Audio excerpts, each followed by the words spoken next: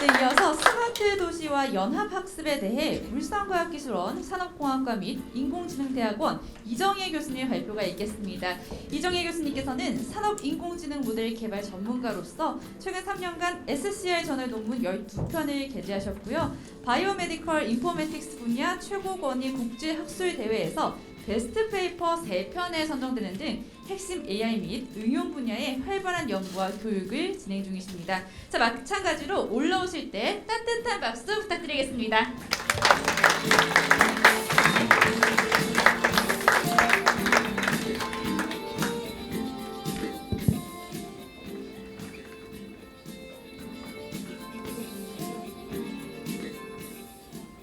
소개 감사드립니다. 인사드리겠습니다. 저는 울산과학기술원 교수 이정혜라고 합니다. 반갑습니다. 들어가기에 앞서서 이렇게 기라성 같은 교수님들 틈에서 제가 발표를 할 수 있는 기회를 얻게 돼서 진심으로 영광이라 생각하고요. 이렇게 멋진 AI 쉐어링이라는 어떤 거버넌스를 구축하는 첫 걸음에 함께할 수 있어서 진심으로 영광이라고 생각을 합니다. 제가 오늘 준비한 내용은 이제 스마트 시티와 연합학습입니다. 그래서 앞선 두 분의 교수님께서 말씀해 주신 어떤 통찰 있는 제가 그런 것들을 아직까지 주니어이기 때문에 하지는 못하겠지만 연합학습이라는 연구를 하고 있는 연구자 입장으로서 개념들 이런 것들 위주로 좀 재밌게 한번 설명을 해보도록 하겠습니다.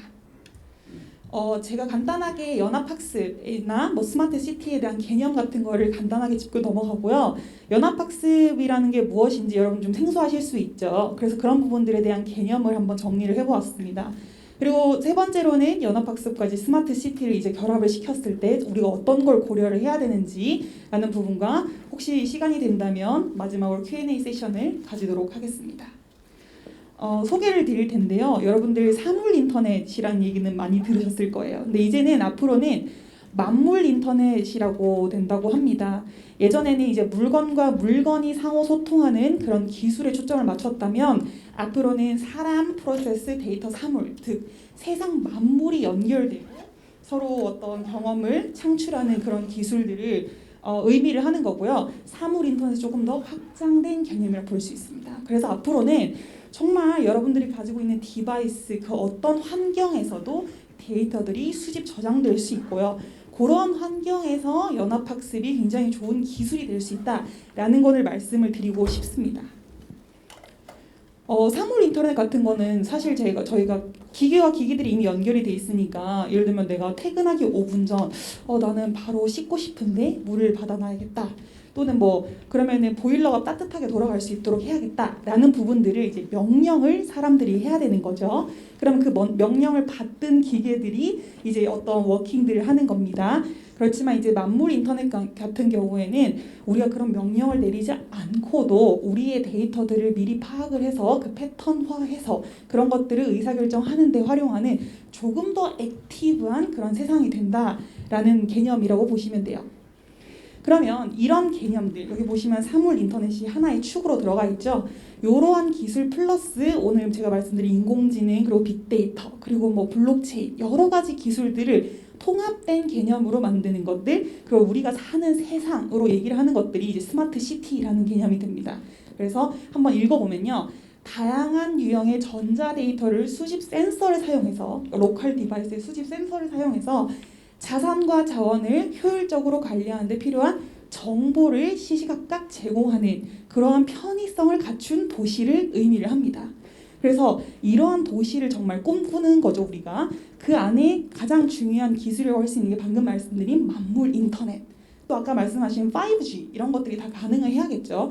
그리고 인공지능, 이제 빅데이터 이런 개념들이 가장 중요하게 대두될 것입니다.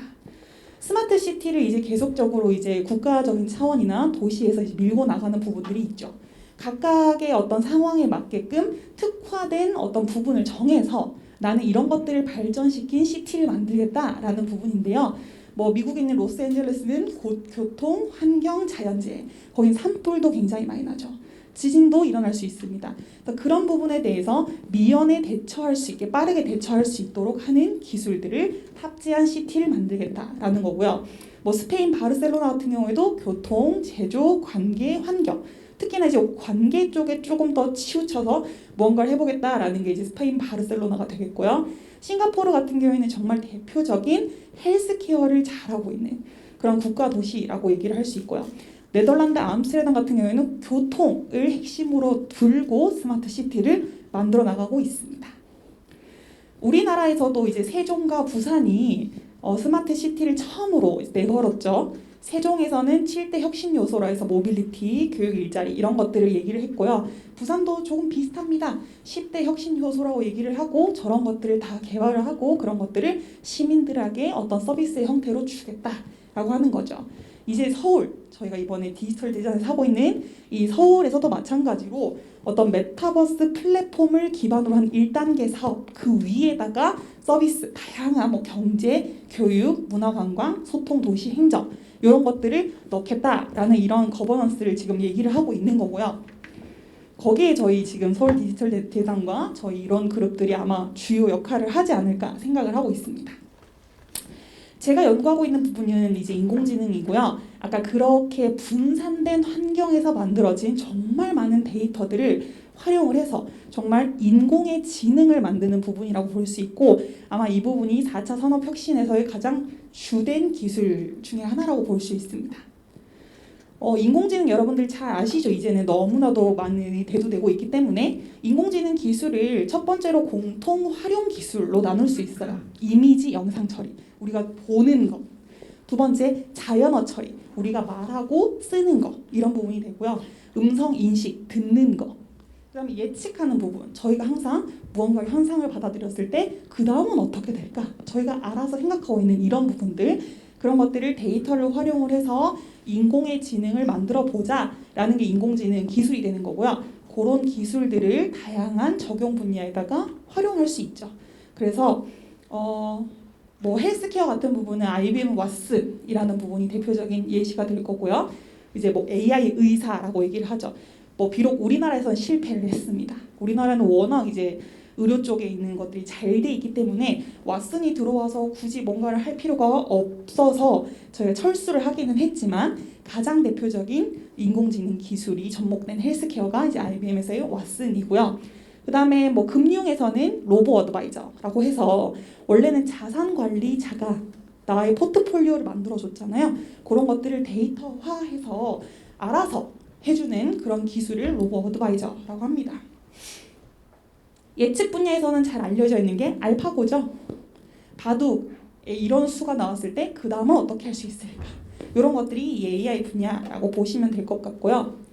자연어 처리, 이미지 영상 처리, 음성 인식 이런 기능들이 탑재된 다양한 어떤 상품들이 출시가 되고 있죠. 이런 환경에서 연합학습이라는 기술이 대두되고 있는데요. 아까 제가 말씀드렸다시피 만물 인터넷 시대에서는 분산된 환경에서 많은 데이터가 생성되고 저장됩니다. 그래서 이런 데이터들을 가지고 우리가 어떤 의사결정을 할 때는 당연히 모아서 해야 됩니다. 그래서 간단하게 예를 들어 볼게요. 여러분들이 오늘 그냥 걸어요. 그럼 난 오늘 10,000보 걸었다. 그럼 항상 저희 아버지는 이걸 보면서 다른 사람에 비해서 내가 얼마나 더 많이 걸었지? 이걸 항상 비교하는 게 낙입니다. 그러면 이 비교할 수 있는 이런 어플을 만들려고 한다면 데이터가 어떻게 돼야 될까요? 내 데이터가 중앙으로 가야겠죠.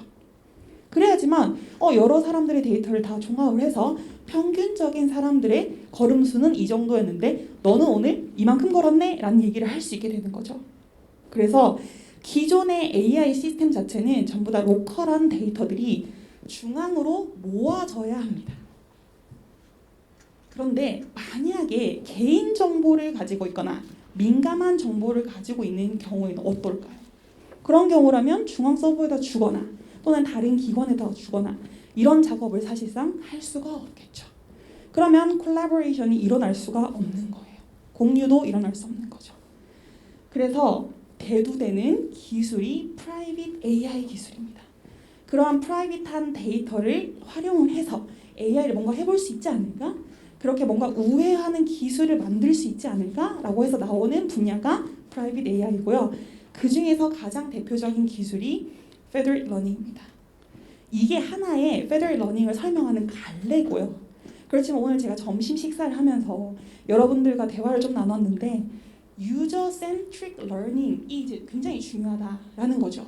그런 관점에서 본다면 이 federal learning을 또 다른 카테고리 하위의 기술로 엮을 수 있을 것 같아요. 네. 이제는 뭐 원래는 마이데이터 사업 같은 게 나오잖아요. 그럼 원래는 데이터들이 다 어디 있었어요? 중앙에서 관리했어요. 은행에서 관리하거나 병원에서 관리하거나. 그런데 이 점점점 바뀌고 있죠. 토스 이런 부분들이 나오는 게 뭐예요? 내 데이터를 내가 관리해서 내가 원하는 서비스에 하겠다. 주체자가 난 거죠. 그런 것들을 가능하게 하는 기술이 Federal Learning이고, 그럼 그 Federal Learning이 속해 있는 분과를 AI Sharing 또는 User-Centric Learning 이렇게 볼 수도 있지 않을까 싶습니다.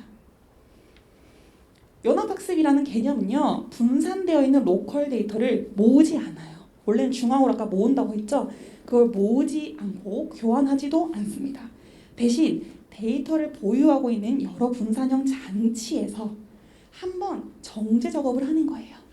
이 러닝을 할 때 필요한 중간 통계 값으로 내 데이터를 활용해서 한번 변환을 하는 거예요.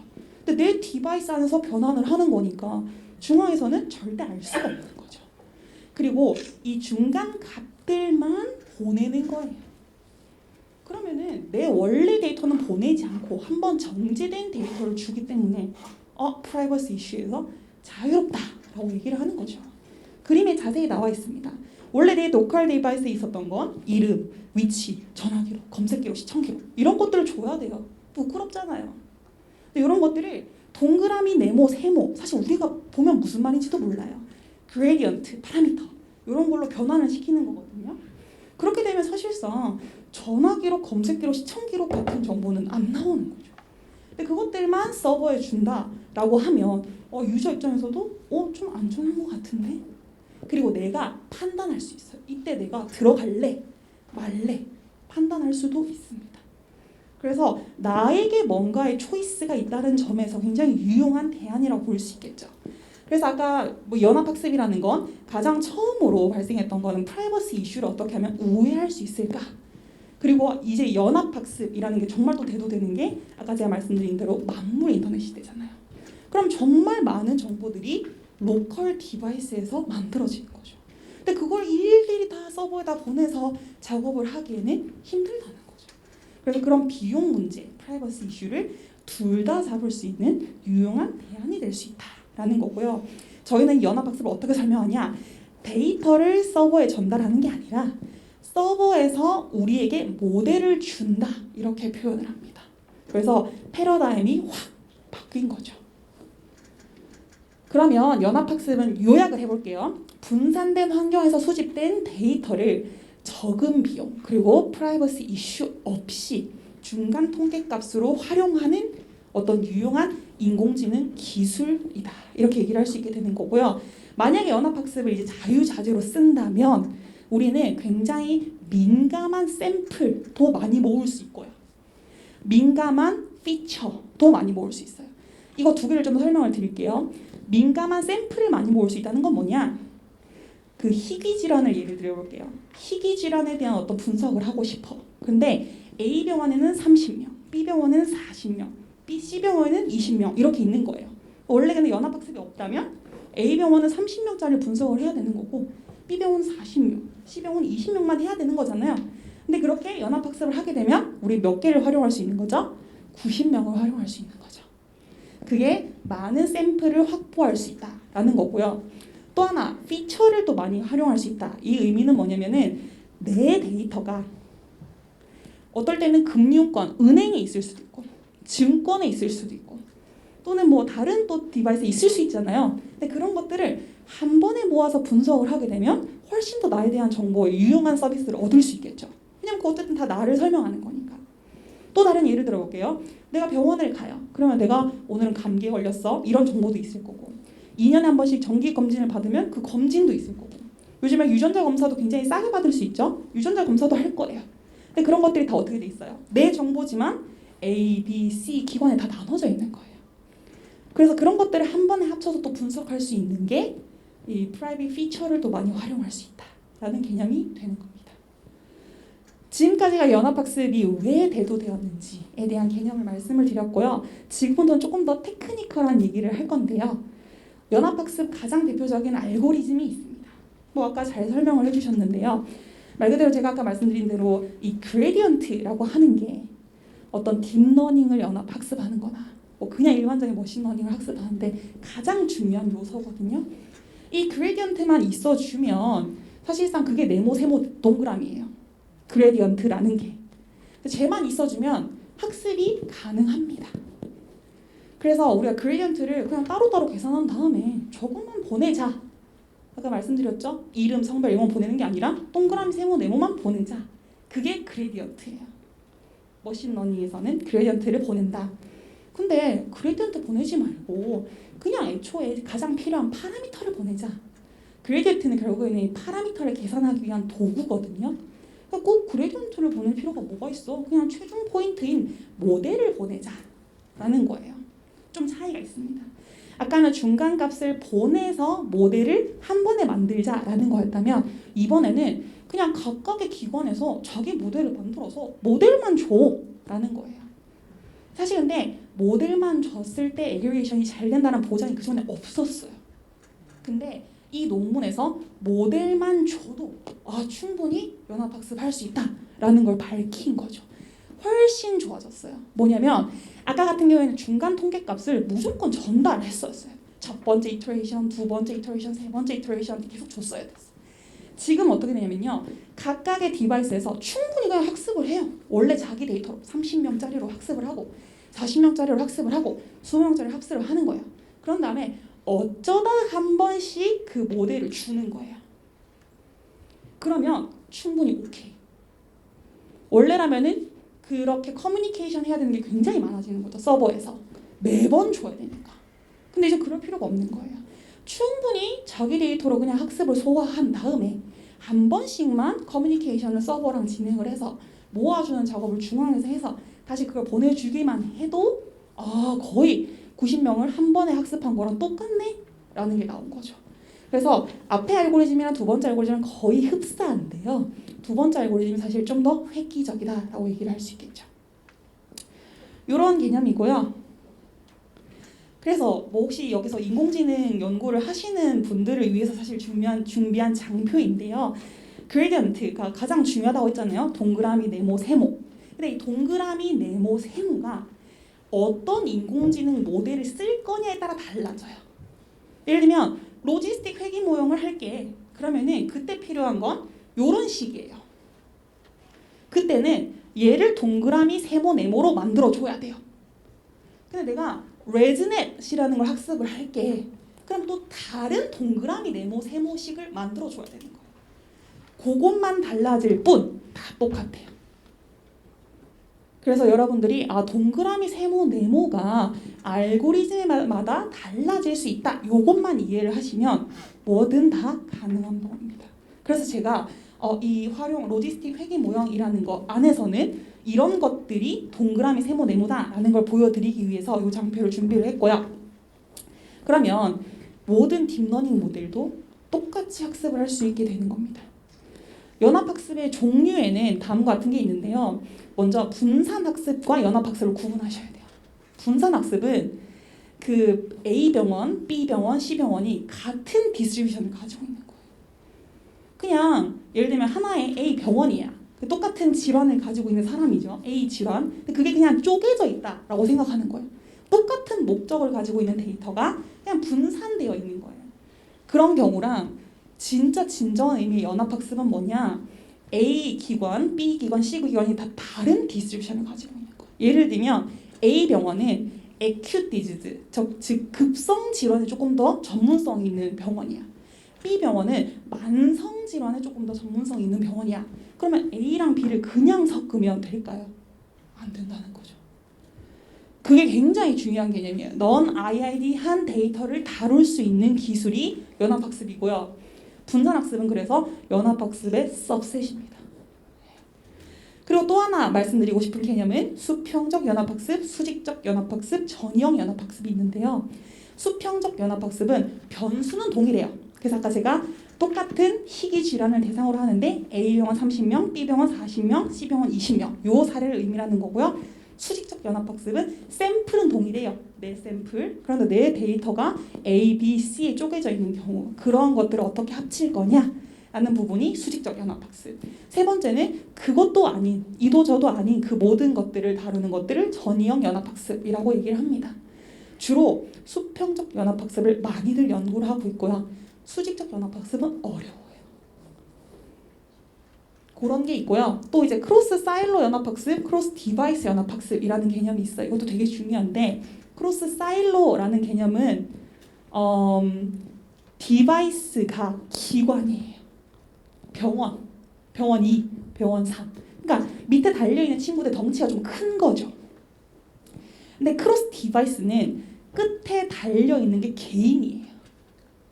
그러면 어떤 것들이 프라이버시에 좀 더 취약할까요? 당연히 오른쪽 게 취약하겠죠. 그래서 우리가 만약에 내가 어떤 서비스를 만들 거야. 그러면 구분을 잘해야 돼요.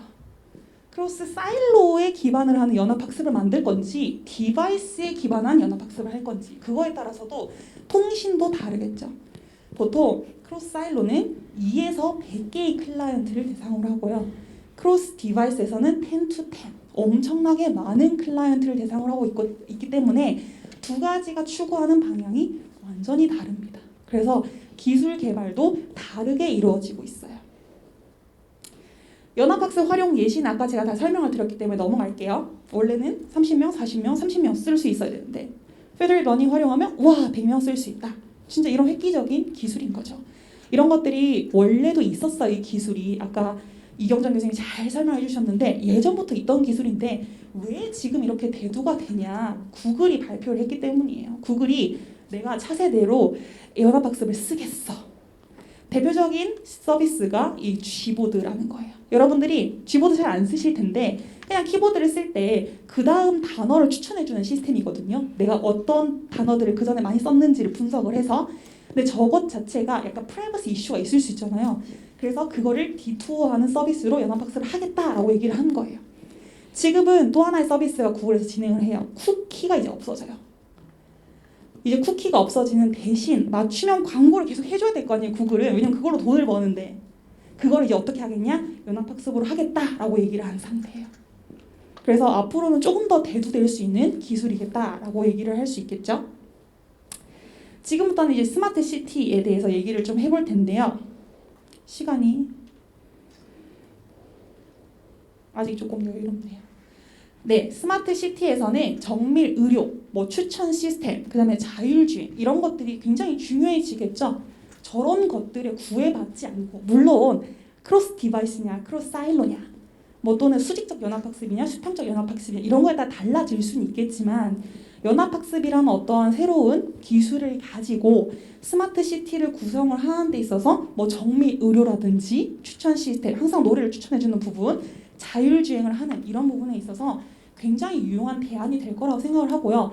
그런 부분에 대해서 거버넌스를 우리가 빠르게 우리나라에서 구축을 할 필요가 있지 않나라는 어떤 취지에서 이런 자리가 또 만들어진 거라고 생각을 합니다. 그러면 이런 스마트 시티를 우리가 연합학습이랑 고려를 할 거 아니에요. 근데 그럼 지금 있는 기술을 그냥 잘 적용하면 바로 저런 것들이 가능할까요? 그렇지 않아요. 우리가 고려해야 될 게 굉장히 많습니다. 첫 번째로는 커뮤니케이션이 약간 너무 비싸요. 제가 뭐 어쩌다 한 번씩 이렇게 올려도 된다라고 말씀은 드렸지만 아까 크로스 디바이스 같은 경우에는 10 to 10이에요. 그런 사람들을 매번 커뮤니케이션에 막 들어오게끔 하고 하는 것들이 통신 이슈가 이제 굉장히 중요해지는 거죠.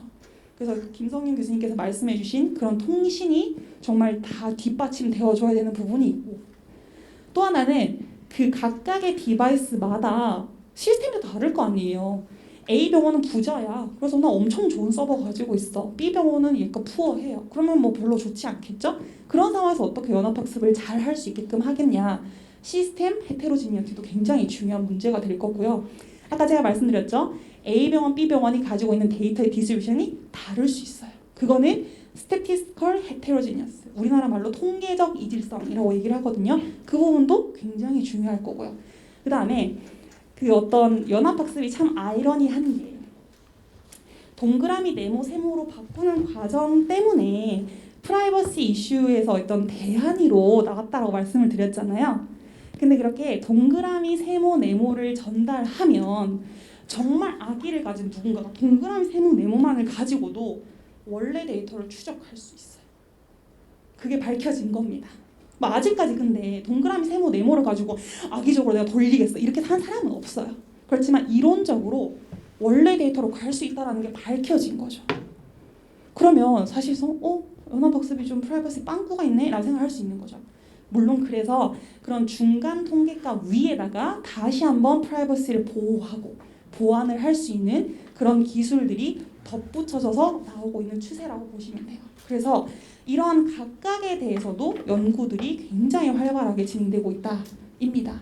그래서 우리가 나중에 스마트 시티를 활용해서 연합학습을 할 텐데 그때 만들 어떤 서비스 안에서 굉장히 다양한 것들을 고려를 해야 되는 거죠.